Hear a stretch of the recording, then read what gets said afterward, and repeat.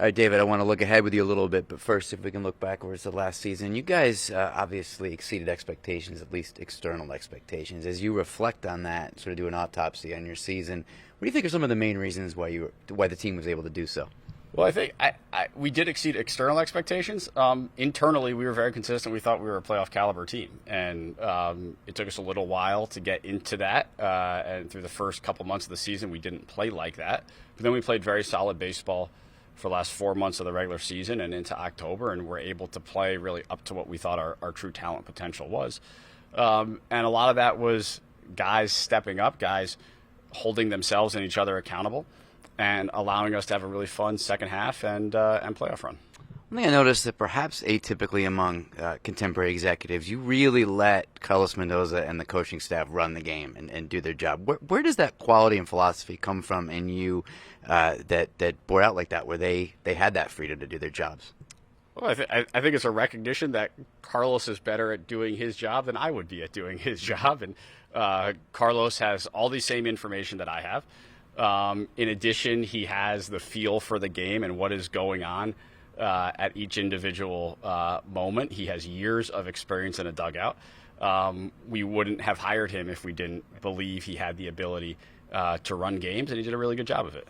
So this offseason and offseason's future, regarding the CBT and the luxury tax, going forward, how cognizant do you think that you'll be with Steve's resources, but also trying to run a rational business here, of the various tiers of not incurring those penalties? How much of a factor is that for you right now, and do you think it will be perennially? Yeah, I think it's always something we have to keep in mind, and each threshold you cross in CBT carries penalties, not only financial, but also in terms of what you could potentially access in amateur talent, the cost of potentially signing another free agent, and what that costs you from a draft pick perspective. So we have to factor all of those in.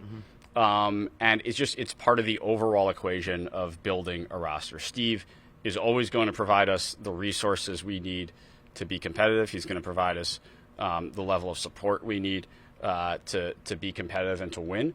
And it's our job to use those resources as effectively as we possibly can. And where you are right now with all the money coming off the books, could you see a world in which you're able to give multiple free agents, say, nine-figure deals this offseason? Do you have that kind of flexibility if the fits were right? You know, I think it's very difficult for me to speculate at this stage of the offseason what any potential deals are going to look like, how we're going to allocate our resources, frankly, even what positions we might target. I think I've been open that starting pitching is a priority and will continue to be a priority. We've got a lot of innings we need to fill with potentially departing free agents, and so that will be a big part of our offseason.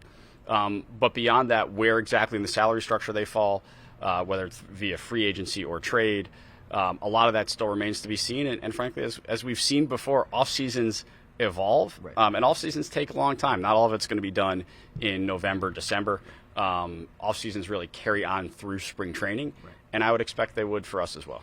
So with starting pitching, I mean, really around the diamond, you went with a lot of one-year deals or 1 year with an option in which there was upside. Do you think that is a perennial kind of approach for you? Is that something that will apply this year beyond jumping into a lot of long-term commitments? Is that a stylistic thing for David Stearns, or is that unique to last offseason? I would say I think it's always going to be part of our strategy. Mm-hmm. There are likely generally going to be players on shorter-term deals that we think are good players, and maybe they're coming off of an injury, or maybe they're coming off of a team that used them a little bit differently, or maybe they're coming off of just a down performance year, and we feel like we want to give them a shot. And a lot of times it's in the best interest of that player to take a shorter-term deal so that he may be able to rebuild his value and go on and get a longer-term deal after a successful season. So I think that's always going to be part of our off-season approach.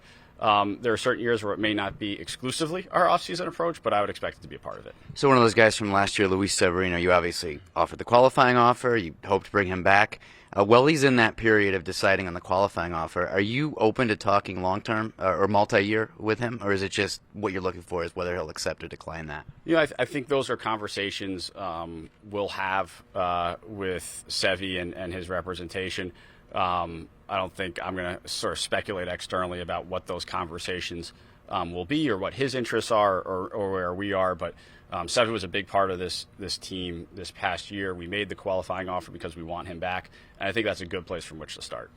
So finally, you have Mark Vientos and Jose Budo, obviously, and Acuna as well, as among the young players who stepped up and helped you in big ways this year. Who are you looking at in your organization that fans should look for as somebody who could assume a role in a significant moment for the Mets this coming year? Yeah, so I think there are some names that our fans are familiar with. Guys like Mauricio, guys like Beatty. You mentioned Acuna from this past year.